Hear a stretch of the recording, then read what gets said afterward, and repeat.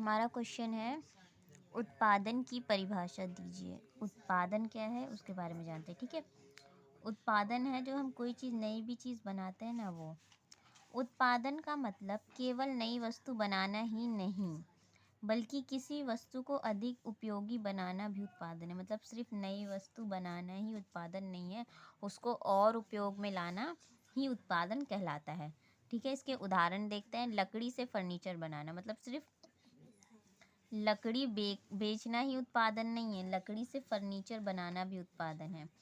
और कपास कपास से कपड़े बनाना। ठीक है, सामान को एक स्थान से दूसरे स्थान तक पहुंचाना, ये सभी कार्य उत्पादन के अंतर्गत आते हैं। मतलब कोई भी सामान है एक जगह से दूसरी जगह पहुंचाना, वही वो सब क्या है, उत्पादन के अंदर ही आते हैं, क्योंकि इसमें वस्तुओं की उपयोगिता बढ़ती है। ठीक है, वस्तु की उपयोगिता बढ़ती है इससे।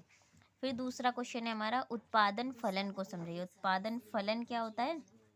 उत्पादन फलन पूछा है तो ये पूछेगा, तो जब हम बताते हैं कि कितनी जमीन, श्रम, पूंजी और संगठन लगाने से कितना उत्पादन होगा, तो इसे उत्पादन मतलब उत्पादन फलन मतलब किसी भी चीज़ को उगाने के लिए कितनी ज़मीन चाहिए, कितने मजदूर चाहिए, कितनी मशीनें चाहिए, ये सब चीज़ जो है उत्पादन फलन में आती है। ठीक है, तो उदाहरण में देखते हैं। जैसे एक कारखाने में 10 मजदूर 5 मशीनें लगाने पर 100 वस्तुएं बनती है, तो मजदूर और मशीन और 100 वस्तुओं के बीच का संबंधी उत्पादन फलन, मतलब ये जो सारी वस्तुएं लगी है इनको ही हम क्या कहते हैं, उत्पादन फलन कहते हैं। ठीक है, फिर अगला क्वेश्चन है, लागत से क्या अभिप्राय है। लागत पूछा है, लागत क्या है?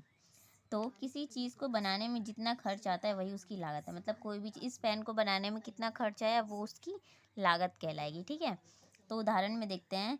कच्चा माल खरीदने का खर्च, इसमें सारे खर्च कच्चा माल, जैसे कि कच्चा माल जो भी कच्चा माल कैसे, ये पेन किससे बनता है, ये पेन का उदाहरण छोड़ते हैं, उसका मुझे नहीं पता, पर हम जैसे मान लेते हैं ईंट। एक ईंट कैसे बनी, तो पहले कच्चा माल क्या, पहाड़, पहाड़ से हम लेके आए ना, उसका खर्च, कच्चा माल खरीदने का खर्च, पहाड़ जो भी कटा, पहाड़ से जो भी मतलब वो है उसका खर्च, मज़दूरों को दी गई मजदूरी, और किसी भी चीज़ को बनाने के लिए जो मज़दूरों को जो मजदूरी दी गई, मशीनों का किराया, मशीन का क्या किराया, मशीन कितने में ख़रीदा या किराए पे लिया, बिजली पानी आदि का खर्च। मतलब ये सारे खर्चों को मिला मिला के जो खर्च बनता है ना, टोटल खर्च, उसे ही हम उसे ही हम लागत कहते हैं। ठीक है, फिर अगला हमारा क्वेश्चन है, सीमांत उत्पाद क्या है। सीमांत उत्पाद पूछा है, सीमांत उत्पाद तो देखिए, जब हम एक और मजदूर या एक और मशीन लगाते हैं तो कुल उत्पादन में जो बढ़ोतरी होती है वही सीमांत उत्पाद कहलाता है। मतलब क्या हुआ, जैसे कि हमारा नॉर्मल चल रहा है कि हमारे पास 5 मजदूर है और हमारे पास 2 मशीन है। ठीक है, उससे हम काम चला रहे हैं। फिर हमने क्या किया, 5 मजदूर से ना एक मजदूर बढ़ा दिया, 6 मजदूर कर दिया, और मशीन हमारे पास जो है एक मशीन थी उसको 2 कर दिया, तो इससे क्या हुआ, और उत्पादन हमारा बढ़ेगा, तो उसे ही हम सीमांत उत्पाद कहते हैं। एग्जाम्पल में क्या लिया इन्होंने, जैसे 5 मजदूर जो है वो 50 वस्तुएं बनाते हैं, तो हमने क्या किया, 6 मजदूर लिए, तो 6 मजदूर जो है वो 58 वस्तुएं बनाने लगे। ठीक है, तो इस 6वें मजदूर से उत्पादन में बढ़ोतरी, मतलब जो छठा मजदूर आने से कितना उत्पादन बढ़ा, पहले 5 मजदूर से 50 था, तो छठे मजदूर आने से क्या किया हमने, जितना टोटल है 58 में से 50 को माइनस कर दिया, तो मतलब 8 वस्तुएं। 5 मजदूर से तो 50 वस्तुएं बन रही थी, तो छठे मजदूर से कितनी, 58 होने लगी, तो टोटल जो छठा मजदूर है वो कितना उत्पादन कर रहा है, 8 वस्तुओं का उत्पादन कर रहा है, तो यही सीमांत उत्पाद कहलाता है। ठीक है, फिर अगला क्वेश्चन है, उत्पादन की स्थिर लागत को परिभाषित कीजिए। उत्पादन की स्थिर लागत क्या है? वह लागत जो उत्पादन की मात्रा बदलने पर भी नहीं बदलती।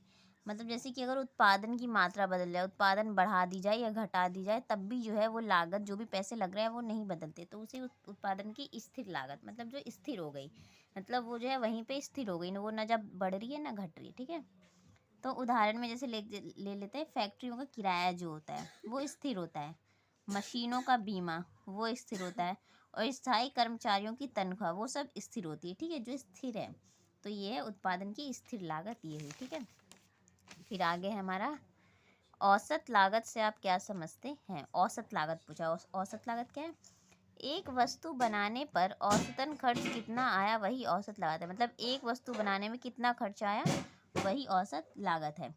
तो इसको निकालने के लिए कि औसत लागत कैसे निकलेगा, उसको जो है फॉर्मूला है। तो सूत्र है औसत लागत में निकालना है अगर, तो उसमें से जो कुल लागत, हमें एक वस्तु की लागत अगर पूछी है तो हम टोटल कितनी लागत लगी है उसको और कितना उत्पादन हुआ है उसको जो है भाग कर देंगे।